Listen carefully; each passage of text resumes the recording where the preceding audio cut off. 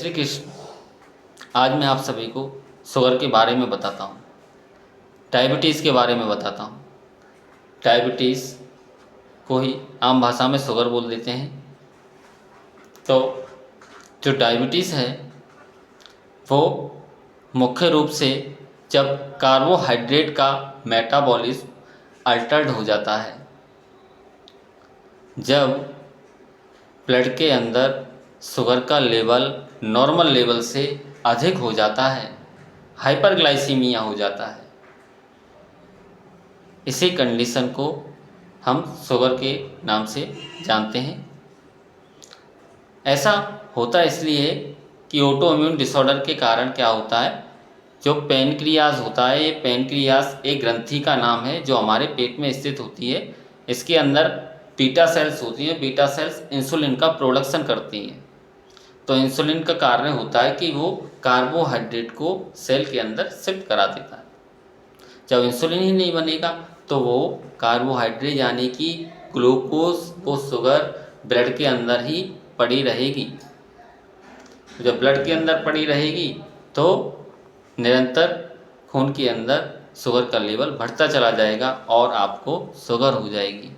जब निरंतर बढ़ता जाता है तो गुर्दे क्या करते हैं, उसे छान छान के जल्दी जल्दी निकालते हैं शरीर से, और इसीलिए रोगी को पॉलीयूरिया हो जाता है, यानी कि बार बार पेशाब आना, स्पेशल नाइट के टाइम में भी।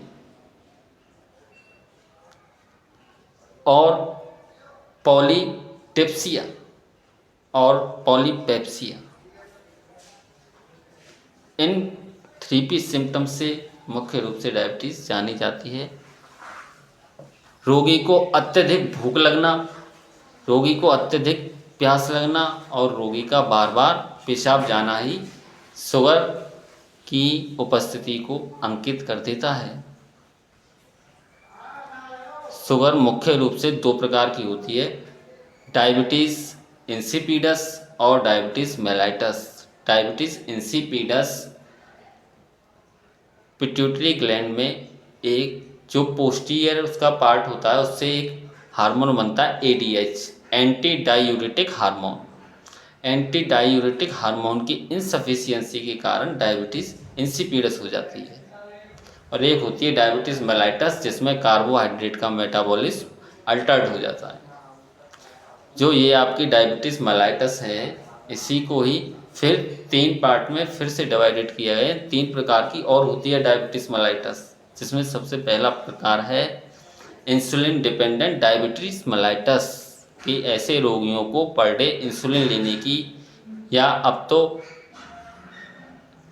ऐसा सिस्टम डेवलप कर लिया है हमारी इंडियन साइंस ने, हमारे विशेषज्ञों ने, कि हफ्ते में सिर्फ एक ही दिन इंसुलिन लेनी पड़ती है रोगी को, और एक हफ्ते की ही इंसुलिन पूरे 7 दिन तक काम करती है। इससे सबसे पहला कि रोगी को बार बार जो इंजेक्शन लगने से जो दर्द होता है उससे छुटकारा मिलेगा। दूसरा जो डायबिटीज़ होती है वो होती है non insulin dependent diabetes mellitus. इस प्रकार की डायबिटीज़ में इंसुलिन लेने की आवश्यकता नहीं होती, परंतु डाइट को मॉडिफाई करके और एक्सरसाइज करके, साथ ही साथ में हाइपोग्लाइसेमिक एजेंट का उपयोग करके हम इस प्रकार की डायबिटीज़ को मैनेज कर सकते हैं।